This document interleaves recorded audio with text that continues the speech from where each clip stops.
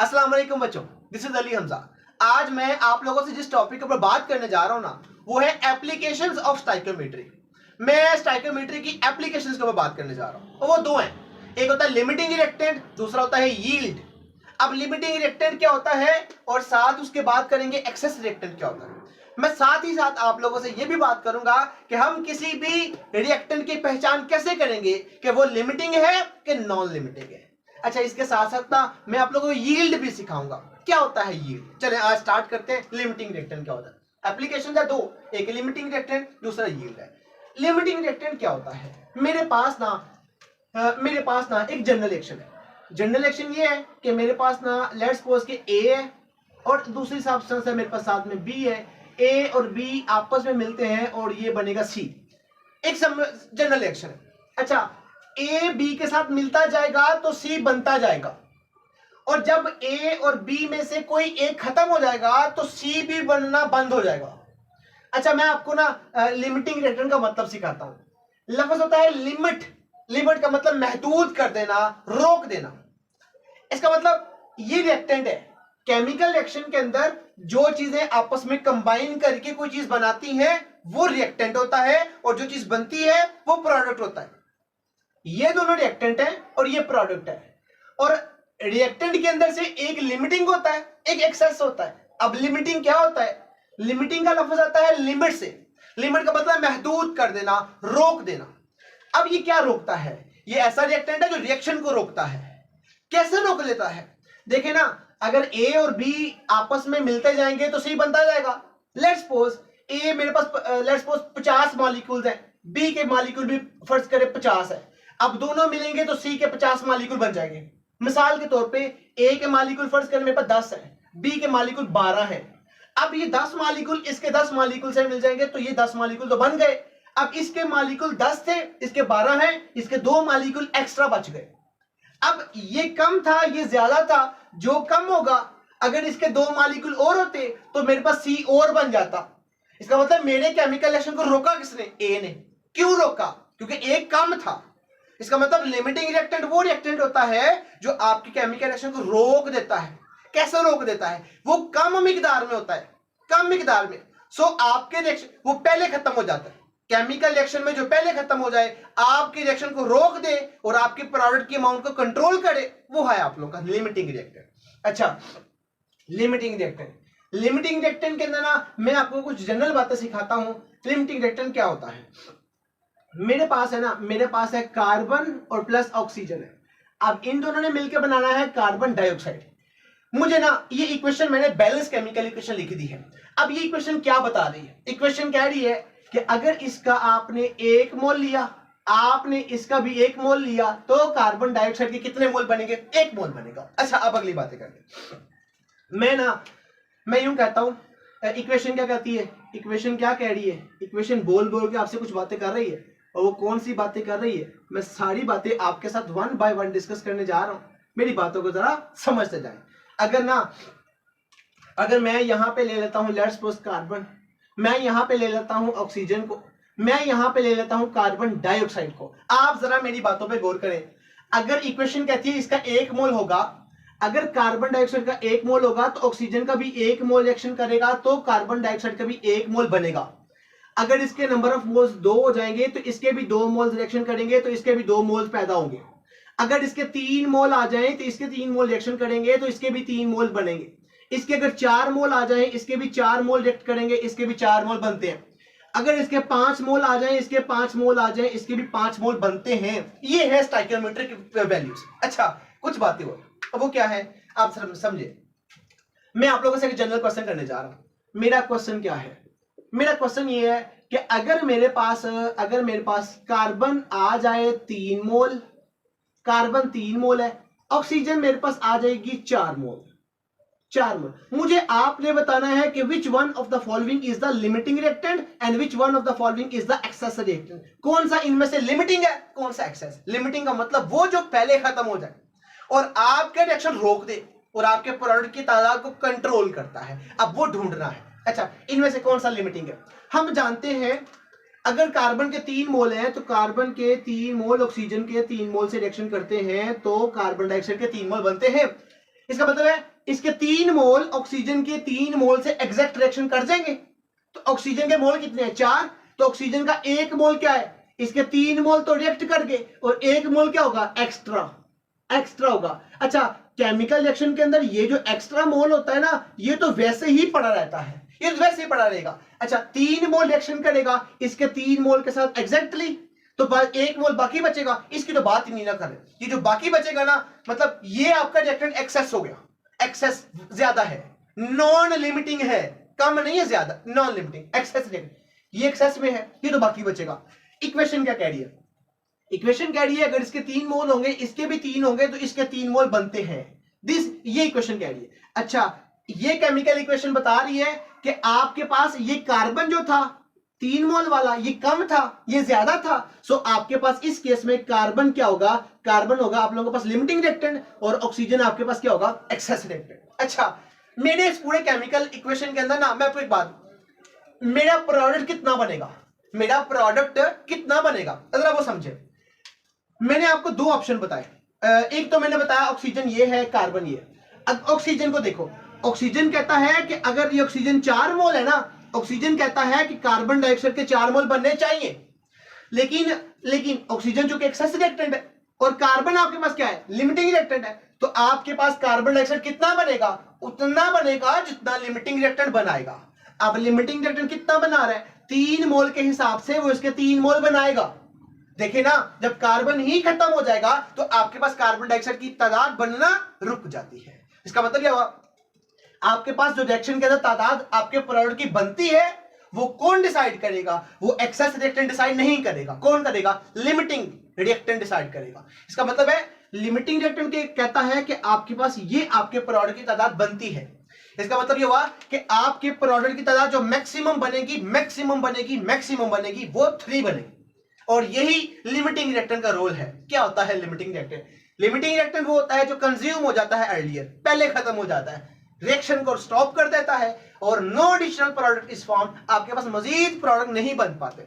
और control the amount of product form, chemical reaction में product की तादाद को कौन कंट्रोल करता है? That is a limiting reactant, वो आपका लिमिटिंग रिएक्टेंट होता है। लिमिटिंग रिएक्टेंट को ना हम लिमिटिंग रिएजेंट भी कहते हैं, लिमिटिंग रिएजेंट। अच्छा, ये बात थोड़ी सी काबिल गौर है। Limiting reactant gives maximum amount of product as indicated by the balance chemical. आपको बैलेंस केमिकल इक्वेशन बता रही है कि लिमिटिंग रिएक्टेंट ने मैक्सिमम कितने प्रोडक्ट बनाने हैं।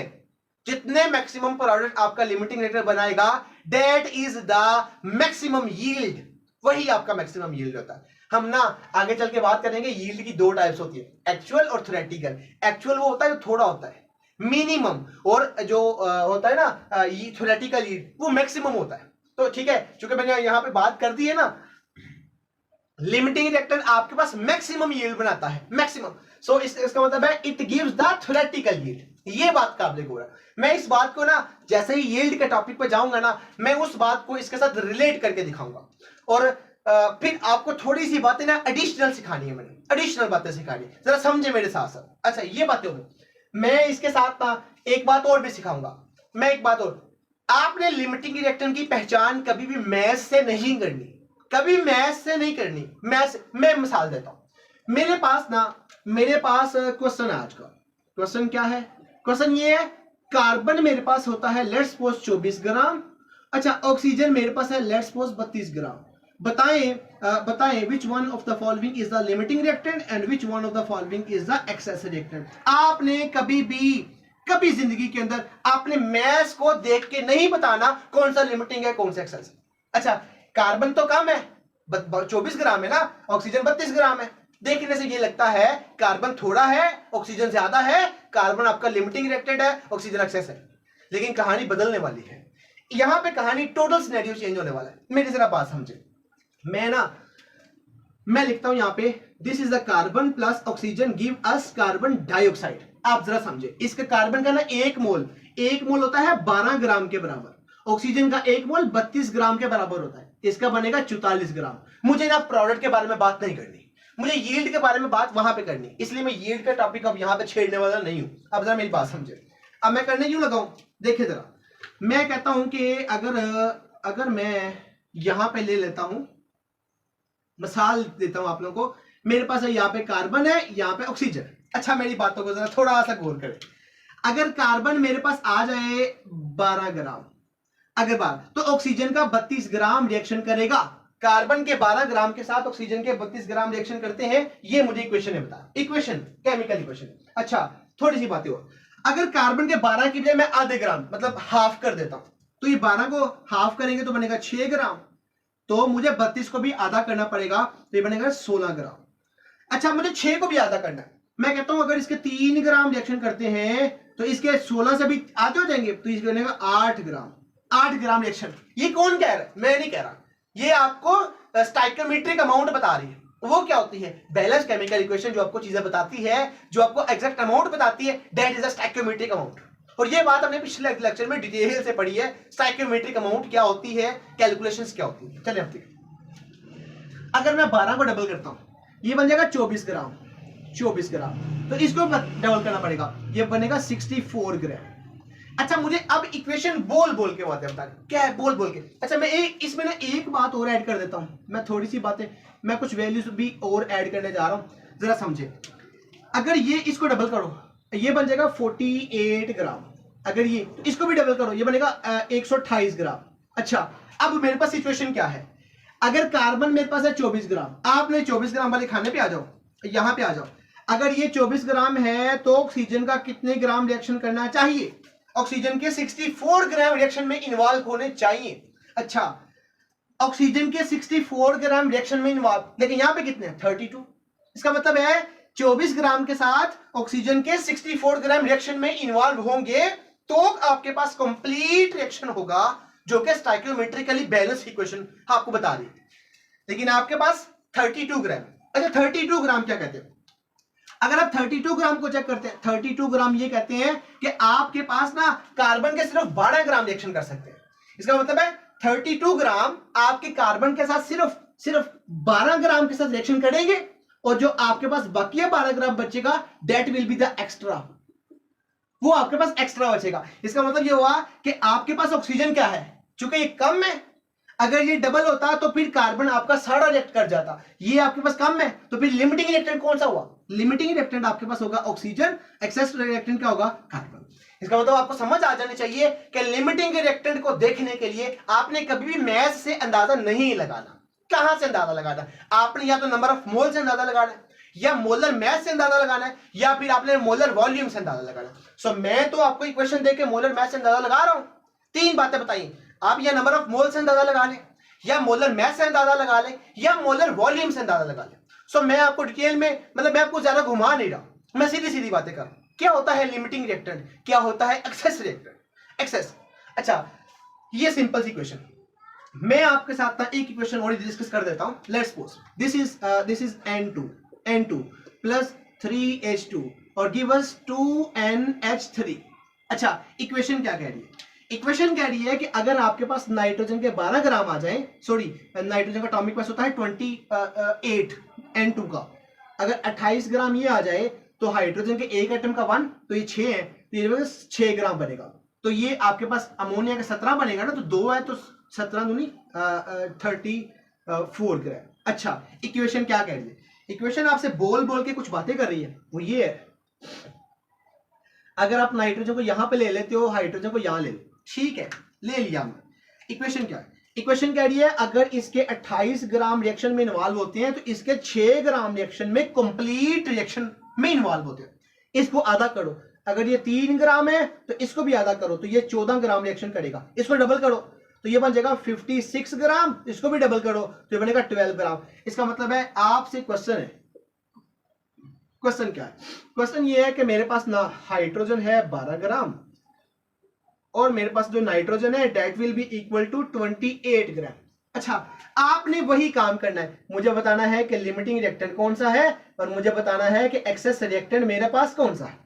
अच्छा मैथ से देखेंगे तो ये पता है कि मैथ कह रहा है कि हाइड्रोजन कम है तो that will be the limiting reactant, लेकिन ये बात 100% गलत है। आपने इस पे बात पे नहीं रहना, आपने क्या करना है मोलर मैसेज पे चले जाए, आप इक्वेशन पे चले जाए। इक्वेशन क्या कह रही है? इक्वेशन कह रही है कि अगर नाइट्रोजन के 28 ग्राम है ना नाइट्रोजन के, तो 28 ग्राम को रिएक्ट करने के लिए आपको 6 ग्राम हाइड्रोजन चाहिए, लेकिन हाइड्रोजन क्या है तो 12 ग्राम है। इसका मतलब 6 ग्राम तो यूज हो गया और इसके अलावा 6 ग्राम आपके पास क्या बचेगा, एक्स्ट्रा बचेगा। इसका मतलब आपके पास हाइड्रोजन क्या होगा, एक्सेस रिएक्टेंट।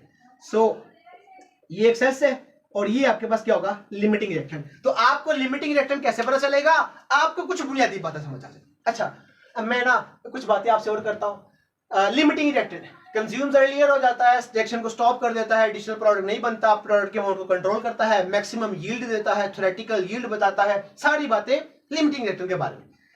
एक्सेस रिएक्टेंट क्या होता है, the reactant that are in larger amount, और लार्जर अमाउंट मैस के हिसाब से नहीं कर रहा, मैस के हिसाब से नहीं, ये स्टोइकियोमेट्रिकली बात कर, यानी बैलेंस केमिकल इक्वेशन के हिसाब से बात कर। बैलेंस केमिकल इक्वेशन में जितने नंबर ऑफ मोल्स या जितना मैस चाहिए है कंप्लीट रिएक्शन करने के लिए, उससे अगर ज्यादा है तो जो ज्यादा होगा वो एक्सेस में चला जाएगा, वो आपका वैसे ही लेफ्ट ओवर, वो वैसे ही बच जाएगा, वो होता है एक्सेस रिएक्टेंट। मैं फिर बता रहा हूं, यहां अमाउंट का मतलब मैस नहीं है, और अगर यहां मैस होता तो फिर यहां पे आपके पास नाइट्रोजन एक्सेस में आता और हाइड्रोजन लिमिटिंग में जाता, लेकिन मैस की बात नहीं करा। बैलेंस केमिकल इक्वेशन के अंदर जो आपकी एग्जैक्ट अमाउंट है, आइदर वो मैस है, सॉरी मोलर मैस है, आइदर वो आपके पास नंबर ऑफ मोल्स है, आइदर वो मोलर वॉल्यूम है, उन टर्म्स में मैं बात कर रहा हूं, उनकी टर्म्स में बात कर रहा हूं आपसे। चलिए, remains unreacted at the end of reaction, ये आपके पास रिएक्शन में एंड पे लास्ट में बाकी बच जाएगा। Does not control how much product is found, इसका प्रोडक्ट के साथ कोई लेना देना नहीं है, और प्रोडक्ट की तादाद को कंट्रोल करता है लिमिटिंग रिएक्टेंट। इफ आप लिमिटिंग रिएक्टेंट को थोड़ा बढ़ाते हो तो आपकी माइट बी पॉसिबल प्रोडक्ट बढ़ जाए, इसका मतलब प्रोडक्ट की तादाद को कंट्रोल कर रहा है लिमिटिंग रिएक्टेंट। एक्सेस तो पहले से आता है, उसका तो लेना देना ही नहीं है, ये बात करना। हम ना लिमिटिंग रिएक्टेंट की पहचान कैसे करेंगे, कैसे करने जा रहे हैं, मैं 3 बातें लिखी हैं। Calculate the number of moles from the given amount of reactant, आपको पास रिएक्टेंट दिया हुआ है। अच्छा मेरे पास इक्वेशन, मैं आपको 2 एग्जांपल से ये सारी बातें क्लियर करने जा रहा हूं, 2 एग्जांपल से। इसके आपकी किताबें न्यूमेरिकल्स भी है, कुछ आपके सैंपल प्रॉब्लम्स हैं, कुछ क्विक आपके क्वेश्चंस भी हैं, तो वो सारे सॉल्व हो जाएंगे अगर आपने ये 2 बातें, एक एग्जांपल यहां पे अगर आपने 2 एग्जांपल समझ ली तो आपके लिए ये बातें बड़ी आसान हो जाएंगी। समझे जरा, समझे। दिस इज एग्जांपल है, एग्जांपल क्या है, एग्जांपल आज की है, this is water molecule H2 plus O2 और गिव अस 2H2O। मैं इसको बैलेंस कर देता हूं, this is the balance chemical equation. Balance chemical equation, balance chemical equation कहती है, बैलेंस केमिकल इक्वेशन क्या कहती है, अगर आपके पास 4 ग्राम हाइड्रोजन हो, आपके पास 32 ग्राम ऑक्सीजन हो, तो आपके पास 36 ग्राम वाटर के मॉलिक्यूल बनते हैं। मुझे बैलेंस केमिकल इक्वेशन बोल बोल के बता दिया है। अच्छा मुझे ना आज एक क्वेश्चन मिल गया, मुझे आज ना क्या करना है, मुझे अमाउंट मिली है, मुझे मैस मिला है। चले आज बात कर लेते हैं, मैस ऑफ हाइड्रोजन भी मेरे पास आ चुका है और मुझे मेरे पास आ चुका है मैस ऑफ ऑक्सीजन भी आ चुका है। कितना मैस है, चले ये मेरे पास मैस है, लेट्स सपोज के मेरे पास आ गया 4 ग्राम। अच्छा ऑक्सीजन का लेट्स सपोज के मेरे पास मैस आ गया है लेट्स सपोज के 64 ग्राम। ये दोनों मेरे पास मैसेज आ गए, दोनों मेरे पास मैसेज आ गए, ये दोनों मैसेज है। मुझे आज बताना क्या है, वाटर के मॉलिक्यूल्स की फॉर्मेशन के दौरान इन दोनों का मैस इतना है। मुझे बताएं कि इन दोनों में से कौन सा लिमिटिंग रिएक्टेंट है और कौन सा एक्सेस रिएक्टेंट है। मुझे आज इसी के बारे में बात करनी है। मुझे ना पहले मैंने देसी तरीका बताया था, शॉर्टकट बताया, अब मुझे ना अब मुझे प्रॉपर वे में चलना पड़ेगा।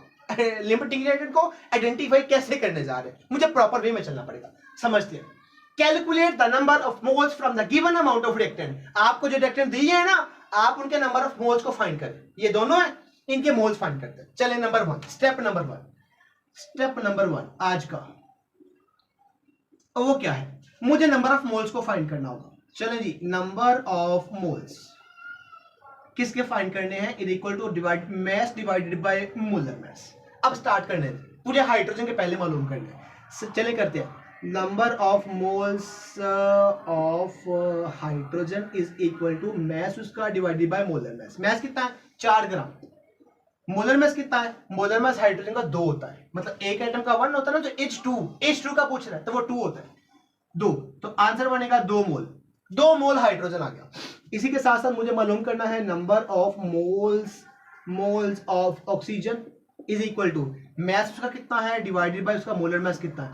देखिए मैस कितना है 64, 64 डिवाइडेड बाय ऑक्सीजन O2 का मोलर मास पता है कितना होता है? एक एटम का 16 होता है ना, तो दो एटम है तो 32 हो जाएगा। तो मुझे 32 पर डिवाइड करना पड़ेगा, इसके नंबर ऑफ मोल्स भी आ जाएंगे 2 मोल। मेरे पास नंबर ऑफ मोल्स आ गए। पहला मैंने क्वेश्चन सॉल्व, पहला स्टेप सॉल्व कर लिया। आपने क्या करना है, calculate the number of moles from the given amount of reactant. आपको जो रिएक्टेंट मिले हैं उन सबके नंबर ऑफ मोल्स फाइंड कर ले। आपको सबके नंबर ऑफ मोल्स फाइंड करने हैं, मैंने कर लिया, पहला स्टेप हो गया। पहला स्टेप मैं कर चुका हूं, पहला स्टेप मैं कर चुका हूं, पहला स्टेप मैंने कर लिया। Step number 2, step number 2, find the number of moles from the moles of product with the help of balance chemical equation. अब मुझे नंबर ऑफ मोल्स फाइंड करने हैं प्रोडक्ट के। पहले मैंने नंबर ऑफ मोल्स फाइंड किए किसके, रिएक्टेंट के। अब मुझे फाइंड करने हैं प्रोडक्ट के, और by using balance chemical equation मुझे इक्वेशन को यूज करके काम करना होगा। चेक कर ले कैसे करते हैं, जरा वो भी देखें। मुझे ना अब यहाँ बात करनी है आप लोगों के साथ, एक यहाँ बात करूंगा और यहाँ मुझे बात करनी है किसके बारे में, एक हाइड्रोजन के बारे में, और साथ मुझे बात करनी है वाटर के मॉलिक्यूल्स के बारे में। दूसरी बात मुझे यहाँ पे आप लोगों से करनी है that will be related to oxygen, and साथ मुझे बात करनी है वाटर के मॉलिक्यूल के बारे में। आप इन दोनों के बारे में बात समझे तो आपको सारी कहानी समझ आ जाएगी। और this is the very important point in this concern. इस सवाल में ना ये बड़ा इंपॉर्टेंट पॉइंट है। अब समझे इक्वेशन क्या कहती है, बैलेंस केमिकल इक्वेशन को इस्तेमाल करके आपने प्रोडक्ट के मोल्स फाइंड करने। इक्वेशन क्या कहती है, इक्वेशन कहती है कि अगर वाटर हाइड्रोजन के नंबर ऑफ मोल्स 2 हो जाए तो वाटर के नंबर ऑफ मोल्स कितने बनते हैं, 2। अगर इसके नंबर ऑफ मोल्स आ जाए 2 तो इसके भी नंबर ऑफ मोल्स कितने आते हैं, 2 आते हैं। लेकिन आपके पास ना, आपके पास यहाँ पे हाइड्रोजन के नंबर ऑफ मोल्स कितने आए हैं, 2 ही आए हैं। इसका मतलब है हाइड्रोजन हमें ये बता रहा है कि अगर ये 2 मोल होगा तो वाटर के 2 मोल बनने चाहिए, बनने चाहिए। अच्छा, ऑक्सीजन की बात करें, इक्वेशन कहती है कि अगर इसका 1 मोल हो तो इसके 2 बनते हैं, अगर इसका 1 मोल हो इसके 2 बनते हैं। अगर ऑक्सीजन के नंबर ऑफ मोल्स भी 2 हो जाए तो ये डबल हो गया, इसको भी डबल करो, इसके 4 बनने चाहिए। अब मैंने दूसरा काम कर लिया, दूसरा काम ये किया कि मुझे ना प्रोडक्ट के नंबर ऑफ मोल्स ये 2 बता रहा है, ये 4 बता रहा है। मतलब मुझे ना अगर मैं इसके हिसाब से चेक करूं तो ये नंबर ऑफ मोल्स कितने बता रहे हैं, हाइड्रोजन के हिसाब से 2 बता रहे हैं, और इसके हिसाब से कितने बता रहे हैं, 4 बता रहे हैं। अब आपने क्या करना है, आइडेंटिफाई द रिएक्टेंट, उस रिएक्टेंट की पहचान करो which produces the least amount of product, जिसने आपके प्रोडक्ट को थोड़े बनाया है। आपके पास वो रिएक्टेंट जिसने प्रोडक्ट कम बनाए हैं, that is the limiting reactant. कितना आसान है, कितना ही आसान है। आपने उस रिएक्टेंट की पहचान करनी है जिसने आपके प्रोडक्ट को कम बनाया है। किसने कम बनाया, देख ले, कम किसने बनाया, ये 2 कह रहा है, वो 4 कह रहा है, तो कम किसने बनाया, हाइड्रोजन। इस कंडीशन के अंदर आप बात कर सकते हैं कि hydrogen is the limiting reactant and oxygen is the excess reactant। मेरी बात समझ, ये कहानी सारी। अच्छा, ये काम अगर आपको समझ आ गई है ना, आप एक काम और करें, मैं आपको ना एग्जांपल देता हूं, एग्जांपल नंबर 2 है। लेट्स सपोज दूसरी एग्जांपल, मेरे पास नाइट्रोजन है और मेरे पास हाइड्रोजन है, 3 मॉलिक्यूल हाइड्रोजन के, इन दोनों ने मिलकर बनाया 2NH3। इक्वेशन को जरा समझे जरा। अच्छा, क्या करने लगाओ, करना ये लगाओ, मेरे पास ना आज ना मैस है, रिएक्टेंट का मैस नहीं लगाओ, मैस ऑफ नाइट्रोजन है मेरे पास 28 ग्राम। अच्छा, मैं आपको देता हूं mass of hydrogen, that will be equal to 4 gram. आज आप लोगों ने करना क्या है, आज आप लोगों ने मुझे फाइंड करके देने हैं, मुझे आज फाइंड करके देना है आपने नंबर ऑफ मोल्स। अच्छा, मैं यहाँ पे 4 की बजाय ना मैं 3 करता हूँ ताकि मेरी कैलकुलेशन थोड़ी सी आसानी से हो जाए विदाउट कैलकुलेटर। चले, मैंने इसलिए इसको ऐसे कर दिया। आप जरा चीजों पे गौर करें। ये मुझे मैसेज मिल गए, आपने पहला काम क्या करना है, रिएक्टेंट के नंबर ऑफ मोल्स फाइंड करने हैं। कर ले नंबर ऑफ मोल्स फाइंड कर ले।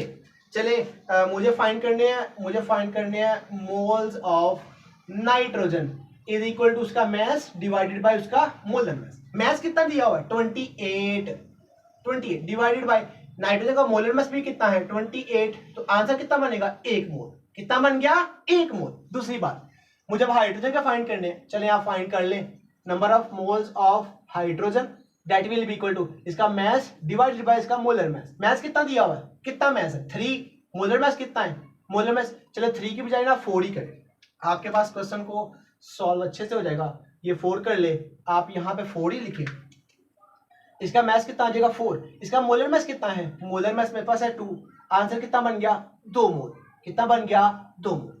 मेरे पास पहला काम क्या था, calculate the number of moles from the given amount of reactant. आपने मोल्स तो फाइंड कर लिए, अब आपने कंपैरिजन करना। This is the most important point जो आपको टेक्निकली करना पड़ेगा। आपने कैसे करना है, समझे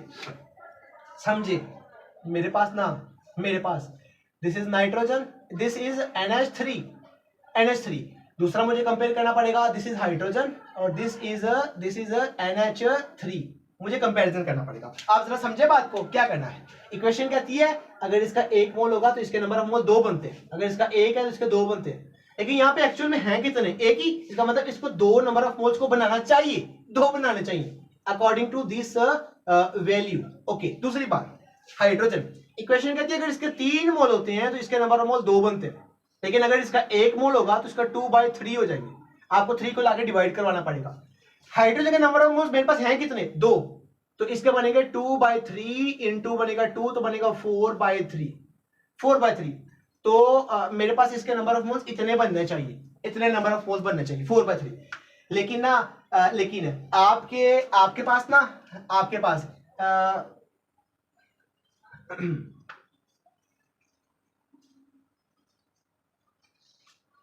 4/3 नंबर ऑफ मोल्स बनने चाहिए। अच्छा, अब मुझे ना हाइड्रोजन कह रहा है कि इतने, यानी नंबर ऑफ मोल्स इसके, नाइट्रोजन कह रहा है कि कितने बनना चाहिए 2। अच्छा, और ये हाइड्रोजन कितने कह रहा है, ये कह रहा है 4/3 बनने चाहिए, 4/3। तो कम नंबर ऑफ मोल्स किसके हैं, कम तो हाइड्रोजन के हैं, तो हाइड्रोजन इस केस में आपका लिमिटिंग रिएक्टेंट होगा और नाइट्रोजन आपका क्या होगा, एक्सेस रिएक्टेंट होगा। तो नाइट्रोजन दावा करता है कि मैं, अगर मेरी इतनी ही अमाउंट इस्तेमाल की जाए तो मैं अमोनिया के 2 मोल बना सकता हूं, लेकिन वहीं पे ना हाइड्रोजन इस बात का दावा करता है कि जितनी तादाद मेरी ली गई है इससे मैं सिर्फ 4/3 पार्ट ही बना सकता हूं। तो कम कौन बना रहा है, कम तो हाइड्रोजन बना रहा है, so hydrogen will be the limiting reactant. So इस केस में आपके पास हाइड्रोजन आपका क्या होगा, लिमिटिंग रिएक्टेंट होगा, और नाइट्रोजन आपका क्या होगा, एक्सेस रिएक्टेंट में चला जाएगा। अच्छा, बाजुकात ये तो केस उस वक्त होगा जब अपने पास एक चीज कम है और एक चीज ज्यादा है, वो उस वक्त होगा। बाजुकात तक हम बात करें, आपके पास ना दोनों की अमाउंट बराबर है। मिसाल देता हूं, आपके पास ना कार्बन 12 ग्राम है, ऑक्सीजन आपके पास 32 ग्राम है, दोनों को मिला के 44 ग्राम कार्बन डाइऑक्साइड बन जाता है। अगर आपके पास दोनों की तादाद स्टोइकियोमेट्रिकली बैलेंस है तो फिर आपकी इक्वेशन में कोई भी लिमिटिंग रिएक्टेंट नहीं होगा, कोई भी एक्सेस रिएक्टेंट नहीं होगा, all will be the in the same stoichiometric amount. अच्छा, एक बात हो, बाज़ औक़ात हम केमिकल रिएक्शन करवाने के लिए जानबूझ के, मुझे पता है कि एक केमिकल रिएक्शन के अंदर एक रिएक्टेंट कितना चाहिए, दूसरा कितना चाहिए, मैं जानबूझ के एक रिएक्टेंट ज्यादा डाल देता हूं ताकि, और ज्यादा डालता हूं क्यों। मेरा आज का क्वेश्चन क्या है, क्वेश्चन ये है, sometimes inexpensive reactants are used in the large quantity in the reactions by. बाज़ को हम केमिकल रिएक्शन में ना जो सस्ते रिएक्टेंट होते हैं वो ज्यादा डाल देते हैं, महंगे कम डालते हैं। क्यों ऐसा करते हैं, क्यों करते हैं, आप जरा पहली बात सुनो। To produce the maximum amount of product, हम चाहते हैं कि आपके प्रोडक्ट की तादाद मैक्सिमम हो जाए। देखें, आपकी प्रोडक्ट की तादाद मैक्सिमम कौन कर सकता है, लिमिटिंग रिएक्टेंट, और लिमिटिंग रिएक्टेंट आपके पास क्या है, महंगा है, और हम चाहते हैं कि वो महंगा सारा यूज हो जाए, और अगर वो कहीं जाया हो जाए, वो कम यूज हो, तो आपके पास ना आपका मैक्सिमम यील्ड कम हो जाएगा। जो आप कैलकुलेट कर रहे हैं ना कि आपके लिमिटिंग रिएक्टेंट ने इतने प्रोडक्ट बनाने हैं, वो नहीं बन पाएंगे। कब नहीं बन पाएंगे, जब वो जाया हो जाएगा या जब वो सही तरीके से रिएक्ट नहीं कर पाएगा। इसलिए हम दूसरे रिएक्टेंट को बढ़ाते हैं ताकि आपका महंगा रिएक्टेंट सारा यूज हो जाए और आपको नुकसान ना हो और आपके रिएक्शन के यील्ड अच्छा आ जाए, पहली बात। दूसरा, to increase the rate of reaction, हम जानते हैं कि आपके रिएक्टेंट के मालिक जितने ज्यादा होंगे उतनी कोलिजन ज्यादा होगी, जितनी इफेक्टिव कोलिजन ज्यादा होगी उतना रेट ऑफ रिएक्शन ज्यादा होगा। सो हम नंबर ऑफ कोलिजन्स को बढ़ाने के लिए बाज़ औक़ात हम अपने केमिकल रिएक्शन का रेट को इंक्रीज करने के लिए हम ये स्ट्रेटेजी यूज करते हैं। तीसरी बात, हम ये काम इसलिए करते हैं ताकि हम इस बात को यकीनी बना लें ताकि हमारे महंगे रिएक्टेंट सारे यूज हो चुके हैं और ताकि हमें नुकसान ना हो। हम जितने भी केमिस्ट होते हैं ना, उनका ताल्लुक एफिशिएंसी के साथ होता है, उनका ताल्लुक रिएक्शन की यील्ड के साथ होता है। हम चाहते हैं कि हमारे प्रोडक्ट की तरह बहुत ज्यादा बने, इसलिए और वो जो हमें प्रोडक्ट बनाना चाहते हैं उसमें नुकसान कम से कम हो, इसलिए हम ये स्ट्रेटेजी को भी यूज करते हैं। हम अपने सस्ते रिएक्टेंट को जानबूझ के जरा डालते हैं ताकि महंगा रिएक्टेंट आया ना हो, वो जल्दी यूज हो जाए और सारा यूज हो जाए। ये काम मैं इसमें एग्जांपल देना चाहता हूं। चलें एग्जांपल जरा समझें। मेरे पास है लेट्स सपोज CH3 है, COOH एसिटिक एसिड है, प्लस C2H5OH एथेनॉल के साथ रिएक्शन करवाते हैं, ये बनेगा CH3 है, COOC2H5 प्लस वाटर। अच्छा, इस केमिकल रिएक्शन के अंदर ना मैं एक चीज जानता हूं कि ये मेरे पास ये जो है ना ये एक्सपेंसिव है और ये मेरे पास थोड़ा सा उसके मुकाबले में चीप है। चले, इसलिए आमतौर पे ना इस केमिकल रिएक्शन को करवाने के लिए मैं इस केमिकल रिएक्शन के अंदर अल्कोहल को जानबूझ के डालूंगा ताकि मेरा अल्कोहल जो है ना वो जाया हो जाए, उसकी खैर है, लेकिन हाँ मेरे पास ना एसिड मेरा जाया ना हो। दूसरी बात मैं यहां लिख देता हूं, for example this is N2 + 3H2 और गिव अस 2NH3। इस केमिकल रिएक्शन के अंदर ना मुझे पता है कि जो नाइट्रोजन है मेरे पास चीप है और जो दूसरा ना मेरे पास ये हाइड्रोजन ये मेरे पास एक्सपेंसिव है और मैं अपने एक्सपेंसिव रिएक्टेंट को मुकम्मल तौर पर यूज करवाने के लिए बाद का नाइट्रोजन का जानबूझ के प्रेशर बढ़ा देता हूं। तीसरी बात यूं करूंगा, मेरे पास ना मीथेन गैस है और मीथेन गैस को जब ऑक्सीजन की प्रेजेंस में हम आग लगाते हैं और ये बन जाएगा CO2 प्लस बनेगा 2H2 और साथ में बनेगा ऑक्सीजन, यहाँ पे मॉलिक्यूल ये। मैं जानता हूं कि मेरे पास ना मीथेन के मुकाबले में ऑक्सीजन चूंकि फ्री है, इजीली अवेलेबल है, एयर से मिल जाती है, मीथेन समवट एक्सपेंसिव है उसके मुकाबले में। सो ये कुछ एक्सपेंसिव है और ये थोड़ी सी ये फ्री ऑफ कास्ट है, तो मैं ऑक्सीजन का प्रेशर जानबूझ के बढ़ाता हूं ताकि कंबस्टन आसानी से हो जाए। और मैं ना यहाँ पे ये काम करने जा रहा हूँ, मीथेन को जब ऑक्सीजन की प्रेजेंस में आग लगाते हैं ना और ये तब कार्बन डाइऑक्साइड बनेगा, सब वाटर बनेगा। मैं ये स्ट्रेटेजी इस वजह से भी बाज़ यूज करता हूँ। आइए हम यील्ड के ऊपर बात करते हैं। यील्ड हमारा आखिरी टॉपिक है, that is the conceptual topic. Somewhat कुछ बातें इसमें समझने वाली भी है, देखते हैं वन बाय वन क्या बातें हमें समझनी है और सीखनी है। चलिए हम स्टार्ट करते हैं। यील्ड का मतलब होता है पैदावार। यील्ड का मतलब होता है प्रोडक्ट। यील्ड का मतलब पैदावार मतलब वो चीज जो हमें मिलती है रिएक्शन के अंदर, और प्रोडक्ट का मतलब वही बात जो हम प्रोड्यूस करते हैं। The amount of product obtained in A reaction, chemical reaction में जो प्रोडक्ट हमें मिलता है वो हमारे पास यील्ड होता है। Actual yield, theoretical yield. Actual yield वो होता है, लेट्स सपोज मिसाल देता हूं मैं आपको, मेरे पास ना यहाँ पे बात कर लेते हैं, आसान तरीन बात करते हैं, और मेरे पास ना सबसे आसान शक्ल यहाँ पे लिखिए। अगर मैं हाइड्रोजन 4 ग्राम लेता हूं, ऑक्सीजन 32 ग्राम लेता हूं, तो एग्जैक्टली 36 ग्राम इसको बनना चाहिए, एग्जैक्टली 36 ग्राम बनना चाहिए। लेकिन ना फर्ज करें मैं इतना अच्छा केमिस्ट नहीं हूं और मैं जब लैब के अंदर जाके हाइड्रोजन ऑक्सीजन को जब मिक्स करवाऊंगा ना, तो उस दौरान माइट भी पॉसिबल ऑक्सीजन गैस थोड़ी लीक हो जाए, माइट भी पॉसिबल हाइड्रोजन लीक हो जाए, माइट भी पॉसिबल ये जो दोनों गैसेज हैं बजाय ये आपस में रिएक्ट करने के किसी और गैस से रिएक्शन कर जाए, माइट भी पॉसिबल मेरे रिएक्शन कंटेनर के अंदर ना इंप्योरिटीज आ जाए, माइट भी पॉसिबल मेरा रिएक्शन रिवर्सिबल हो जाए, वापस आ जाए, मेरे प्रोडक्ट पूरे ना बने, तो मेरे पास जो प्रोडक्ट है वो तादाद कम बनती है। मुझे हमारे घर में मेहमान आ गए, मुझे कहा गया कि 2 कप चाय बना के लेके आए, दोस्त आ गए मेरे दो, मैंने 2 कप चाय बनानी है उनके लिए, और मैंने 2 कप ना दूध के डाल दिए उनको, 2 कप डाले दूध के। मुझे एक बात बताएं, मैंने 5 मिनट लगाया चाय बनाने के लिए, मुझे एक बात बताएं, क्या मेरा जो चाय बनेगी क्या वो प्रॉपर 2 कप बनेगा? बिल्कुल भी नहीं, कुछ ना कुछ वाटर वेपर्स की फॉर्म में बनेगा, उड़ जाएगा। तो मेरे पास 2 की बजाय 1.5 कप बनेगा, 1.5 कप बनेगा, 2 तो पूरे नहीं बनेंगे, 2.5 बन सकते हैं, नहीं बन सकते, 2 से ऊपर बन सकते हैं, कभी भी नहीं बन सकते, 2 से कम बनेगा।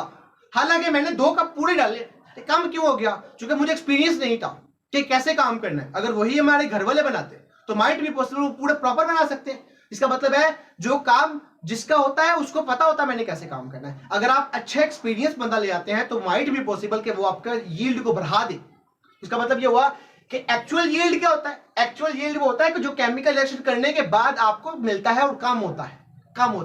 और थ्योरेटिकल यील्ड क्या है? आपने इक्वेशन को देख के अंदाजा लगा लिया कि 4 ग्राम और 32 ग्राम मैंने तोल के डाले तो ये 36 ग्राम ही बनेगा। This is a theoretical yield. और थ्योरेटिकल यील्ड 36 ग्राम है, आपके पास वाटर 32 ग्राम बना, कम बना, तो वाटर चुके बना 32 ग्राम है, that is the actual yield, और 36 ग्राम आपने कैलकुलेट किया था, that is the theoretical yield. The amount of product obtained in a chemical reaction experimentally is called actual yield. The amount of product calculated from the balanced chemical equation is called theoretical yield. Theoretical yield के बारे में मुझे बात करनी है आप लोगों से। It is the expected yield. Expected. और दूसरी बात इसके बारे में बात करनी है, it is a calculated yield, calculated yield, calculated yield. मुझे तीसरी बात इसके बारे में ये करनी है, मैंने आपको एक टर्म यहां पे सिखाई है, लिमिटिंग रिएक्टेंट वो रिएक्टेंट होता है जो आपको थ्योरेटिकल यील्ड के बारे में बताता है। बातें जरा समझे बातों को। मेरे पास ना कार्बन 3 मोल है और ऑक्सीजन मेरे पास 4 मोल है। मेरे पास बताएं एग्जैक्टली कार्बन डाइऑक्साइड कितना बनेगा। अगर ये 3 मोल एक्शन करेगा, इसके भी 3 ही करेंगे तो ये 3 बनेगा, ऑक्सीजन आपके पास 1 मोल एक्स्ट्रा बच जाएगा। तो आपके पास प्रोडक्ट कितने बने वो आपको किसने बताया? वो आपको लिमिटिंग रिएक्टेंट ने बनाया। जो कम था उसने बताया कि आपके प्रोडक्ट इतने बनते हैं। तो ये आपने अंदाजा लगाया बाय यूजिंग केमिकल इक्वेशन। देखिए ना, कार्बन ऑक्सीजन से मिलेगा तो आग लगती है। लेट्स सपोज कार्बन को मैं जलाता हूं in the presence of oxygen, मुझे आग लगानी नहीं आती। और आमतौर पे आजकल सुनने में यही आया कि आप आग लगाने में बीबियां माहिर होती हैं, लेकिन ये काम जो कुछ बंदों ने भी आजकल ले लिया हुआ है, कुछ मर्दों ने भी यही काम आजकल शुरू किया हुआ है। लेकिन खैर, हम बात करते हैं कार्बन जब ऑक्सीजन की प्रेजेंस में बर्न होता है तो कार्बन डाइऑक्साइड बनता है। और जब कार्बन डाइऑक्साइड बनेगा तो हमारी कैलकुलेशन बता रही है कि वो 3 मोल बनता है। और 1 मोल का मैस होता है 44 ग्राम। 3 मोल है तो 3 से मल्टीप्लाई कर ले, जितना भी आपके पास मैस बनेगा ना, इतना मैस बनना चाहिए। लेकिन हकीकत में ऐसा नहीं होता। क्यों नहीं होता? मैं कुछ बातें भी, why actual yield is less than theoretical yield. आपके पास एक्चुअल यील्ड जो है ना वो कम होता है, थ्योरेटिकल यील्ड ज्यादा होता है। कैलकुलेशन ज्यादा बताती है, आता हकीकत में कम है। क्यों? बाज वक्त आपका रिएक्शन रिवर्सिबल, आपने रिएक्शन को करवाया, माइट बी पॉसिबल आपके प्रोडक्ट दोबारा रिकंबाइन होकर रिएक्टेंट बना दे और आपके प्रोडक्ट कम हो जाए, सो आपका यील्ड कम हो जाएगा।